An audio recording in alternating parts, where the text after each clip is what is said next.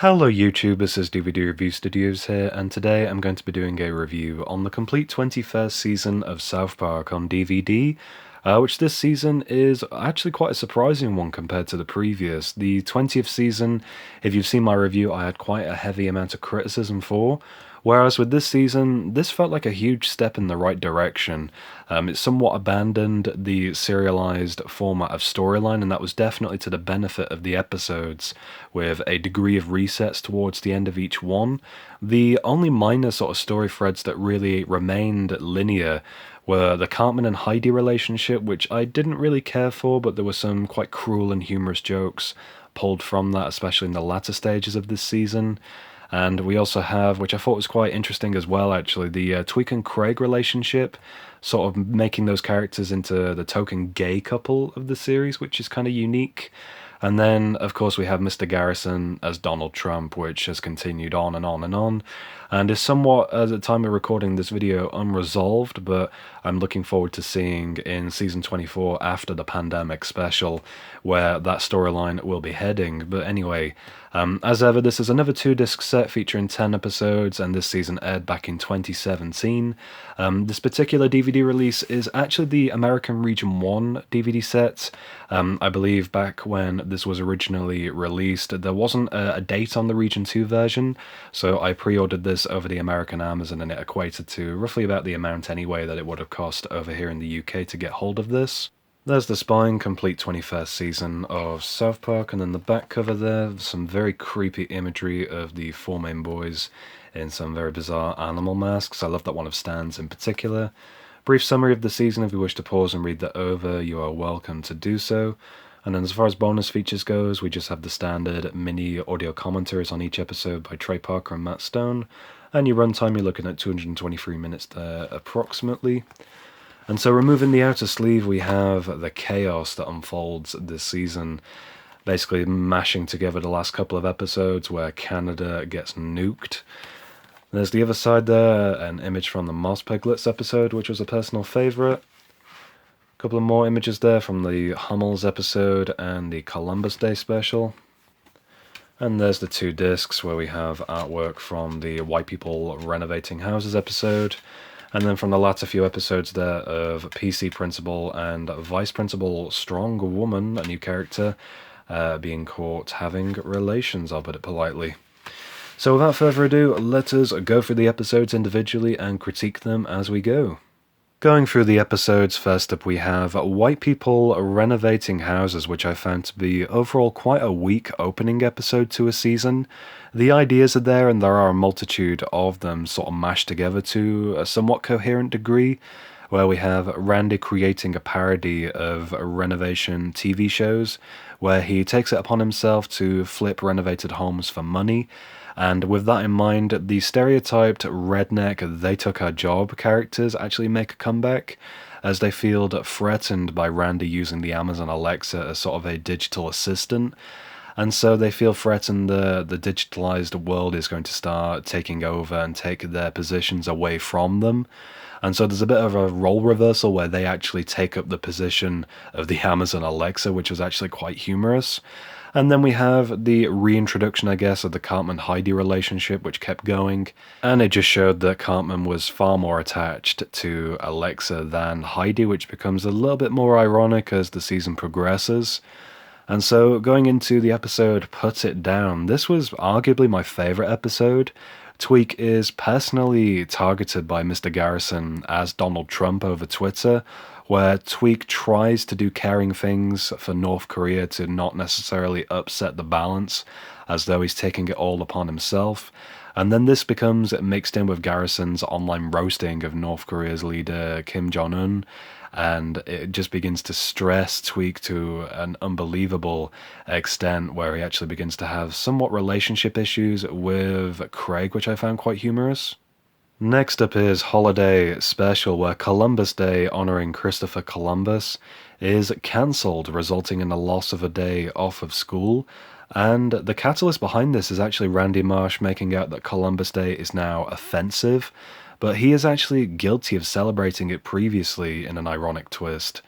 And so now he then tries to play the victim card to prove that he is a Native American or has Native American heritage, which is blown way out of proportion where he has to submit a DNA test. And so to do this, he starts then kissing a Native American man to take his DNA for a swab test. And this is where obviously things get blown out of proportion even more, where the Native American man takes this way out of context, who actually thinks of Randy as a gay lover, which was honestly one of the most awkward and cringeworthy and most funniest sequences in this entire season, just to see Randy caught trying to split away from the Native American, but also caught in his Columbus gear. Randy, I cannot quit you. Get off my land, you piece of shit! Next up is franchise Prequel, another surprising episode with the return of the Coon and Friends superhero content. And I believe this episode was somewhat tied into launching the Fractured But Whole video game, and purposefully parodies the sort of MCU-style formula as the boys sort of plan the phases of their own overhyped superhero stuff as they struggle to sell their franchise to Netflix. And my absolute favourite moments throughout this episode were all based around Professor Chaos, as Butters tries to profit off of spreading false information on Facebook, trying to make the Coon and Friends look terrible, which then actually brought Mark Zuckerberg into the episode, who is terribly dubbed as a gag and somewhat a villain-style character. Oh my god, it's Mark Zuckerberg! Where they parodied the whole concept of reading things on the internet and believing them, so the whole Facebook says it's true ideology. And I found this to be absolutely hilarious, where it's used against Mark Zuckerberg in the worst way possible. Hold on, that's not true. Facebook says it's true. And the last episode on Disc 1 is Hummels and Heroin, another favourite, where a drug trafficking trade is actually sourced back to the retirement home where Stan's grandfather lives. And the retirement home in itself is actually redefined with, to a degree, prison rules, where they're trafficking drugs outside of the prison, and they're actually using terms such as top bitch with an old lady called Mrs. McGillicuddy, and you become top bitch by having the best Hummel figurines, little sort of German ceramic statues, which are treated as collectibles. And I really loved the character in this episode called Marcus Preston, who is investigating the deaths of costumed celebrity characters.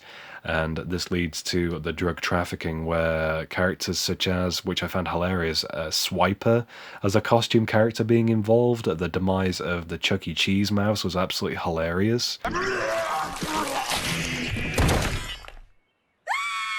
And overall, this was by far one of the funniest story ideas and definitely one of the most original. Moving on to Disc 2, first up is Sons of Witches, a Halloween-themed episode, which had some really strange horror connotations and quite a few dark themes as well, such as Cartman trying to get Heidi killed on Halloween, and there was also the dark theme that I didn't really pick up on at first, and that was the social commentary on Harvey Weinstein's sexual abuse allegations, which I didn't really get at first, but after listening to the audio commentary for this episode, and how Trey and Matt were trying to avoid the phrase witch hunt to illustrate how the media would publicly set out to devastate an individual, was absolutely fantastic.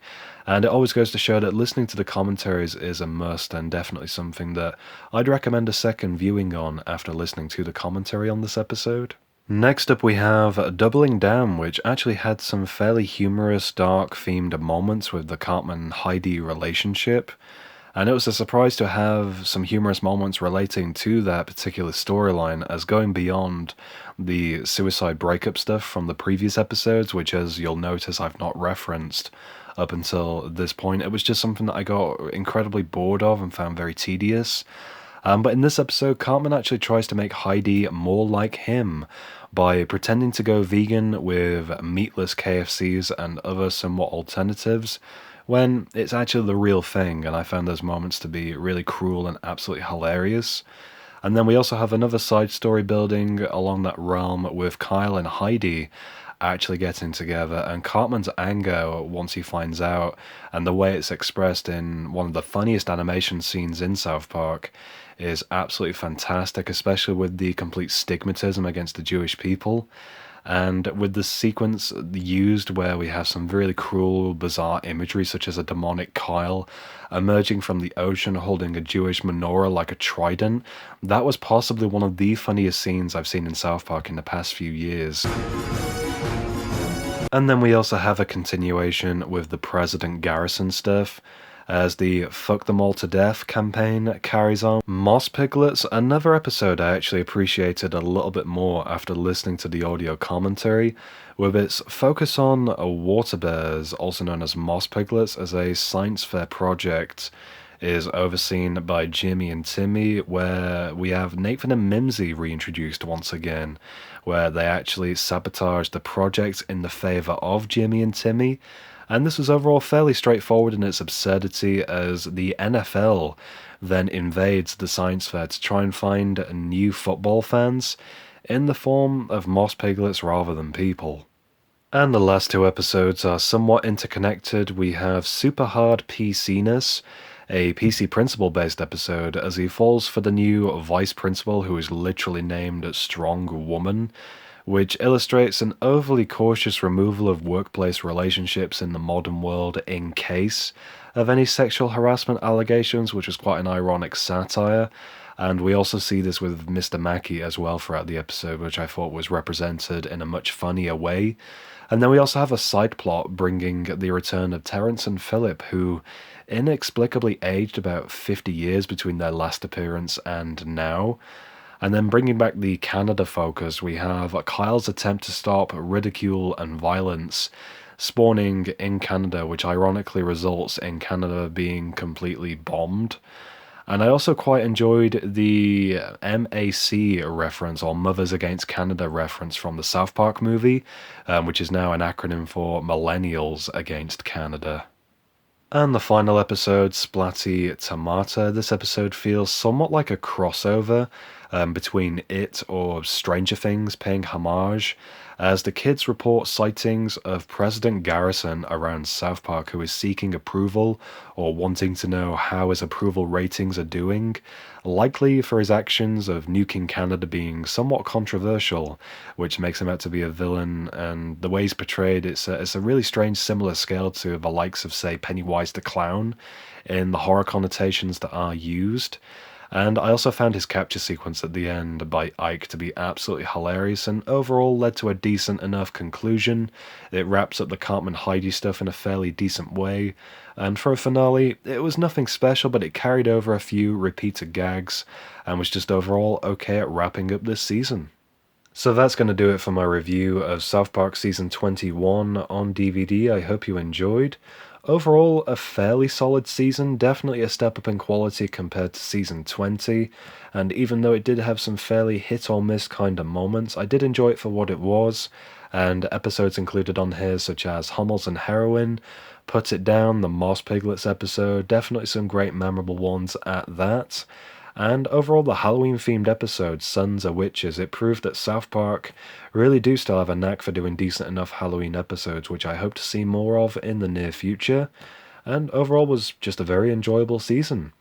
So if you enjoyed this review, please do leave me a like down below. Let me know in the comments what was your favourite episode from this season, and for more reviews, be sure to subscribe to my YouTube channel for more upcoming videos.